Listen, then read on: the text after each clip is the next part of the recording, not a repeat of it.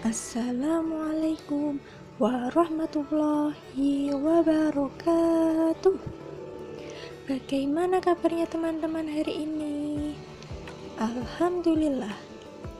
Sebelum pembelajaran dimulai, seperti biasa kita berdoa terlebih dahulu. Bismillahirrahmanirrahim. Rabbi syrahli sodri wa yassirli amri wahlul 'uqdatam min lisani yafqahu qawli. Raditu billahi rabba wa bil islami dina wa bi muhammadin nabiyyan wa rasulah. Rabbi zidni ilma warzuqni fahma. Amin ya rabbal alamin. Nah teman-teman, pada hari ini kita akan belajar tentang tematik IPA, yaitu penggolongan hewan berdasarkan jenis makanannya. Nah, tujuannya supaya teman-teman mampu mengidentifikasi penggolongan hewan berdasarkan jenis makanannya. Mari kita bahas bersama-sama. Berdasarkan jenis makanannya, hewan dikelompokkan menjadi 3 golongan. Yang pertama yaitu hewan herbivora, yang kedua yaitu hewan karnivora, yang ketiga yaitu hewan omnivora. Apa itu hewan herbivora? Ayo kita bahas bersama. Hewan herbivora adalah kelompok hewan yang bergantung pada tumbuhan untuk mengkonsumsi makanan guna mempertahankan kelangsungan hidupnya. Jadi, hewan ini dapat memakan rumput, dedaunan, biji-bijian, buah-buahan, bahkan kulit pepohonan. Adapun contoh dari hewan herbivora ini adalah ada seperti kambing, sapi, kelinci, jerapah, panda, gajah, dan lain-lain.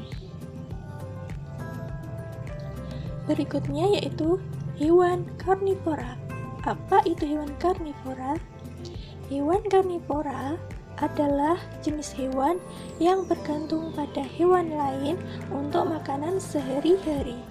Jadi, hewan jenis ini tidak memakan tumbuhan sama sekali, melainkan hanya memakan daging dari hewan lain. Dengan alasan inilah kelompok hewan ini disebut sebagai pemakan daging. Adapun contoh dari hewan karnivora adalah seperti harimau, serigala, anjing, elang, buaya, ular, dan lain-lain.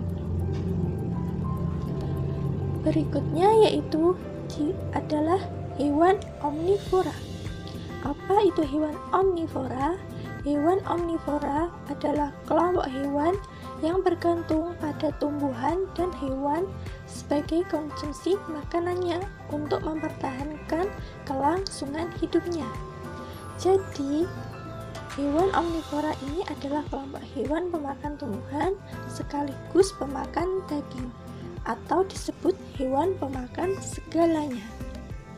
Adapun contoh dari hewan omnivora ini adalah seperti tikus, bebek, ayam, babi, monyet, dan lain-lain. Nah, kita manusia juga termasuk makhluk hidup yang disebut omnivora karena manusia juga mengkonsumsi makanan nabati seperti biji-bijian, kacang-kacangan, buah-buahan, sayur-sayuran. Juga manusia memakan daging hewan, contoh seperti daging kambing, daging ayam, daging sapi, daging ikan, dan lain-lain.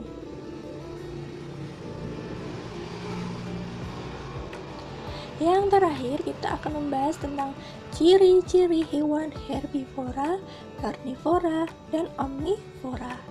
Yang pertama, kita akan membahas ciri dari hewan herbivora. Ciri dari hewan herbivora ini memiliki susunan gigi yang khas Gigi hewan ini terdiri atas gigi seri dan gigi geraham dan tidak memiliki gigi taring. Jadi hewan herbivora ini tidak memiliki gigi taring, hanya memiliki gigi seri dan gigi geraham guna memakan makanannya. Yang kedua yaitu ciri dari hewan karnivora. Ciri dari hewan karnivora ini yaitu memiliki gigi taring yang tajam dan kuat. Memiliki gigi taring ini berguna untuk merobek dan mengoyak mangsanya. Hewan ini juga memiliki gigi seri yang tajam dan kuat meskipun berukuran kecil. Jadi kalau hewan karnivora ini memiliki gigi taring karena hewan ini pemakan daging, dan juga memiliki gigi seri yang sangat tajam dan kuat. Yang terakhir yaitu ciri-ciri dari hewan omnivora. Ciri dari hewan omnivora ini adalah memiliki susunan gigi tersendiri, yaitu terdiri dari gigi seri, gigi taring, gigi geraham. Nah, hewan ini juga berkembang dengan baik untuk menyesuaikan dengan makanannya. Jadi hewan omnivora ini memiliki gigi seri, gigi geraham, dan juga memiliki gigi taring. Jadi hewan omnivora ini menyesuaikan bentuk makanan yang akan ia makan. Apabila hewan omnivora ini mau memakan tumbuh-tumbuhan, dia cukup menggunakan gigi seri dan juga gigi gerahamnya. Adapun kalau hewan omnivora ini memakan daging, dia menggunakan gigi taringnya. Nah, cukup sekian pembelajaran pada hari ini mengenai penggolongan hewan berdasarkan jenis makanannya. Nah, sebelum pembelajaran ini ditutup, kita berdoa terlebih dahulu. Bismillahirrahmanirrahim. Wal asri innal insana lafi khusrin illal ladzina amanu wa amilus solihati wa tawasaw bil haqqi wa tawasaw bis sabr. Alhamdulillahi rabbil alamin. Nah, cukup sekian pembelajaran pada hari ini. Kita berjumpa lagi di minggu depan. Wassalamualaikum warahmatullahi wabarakatuh.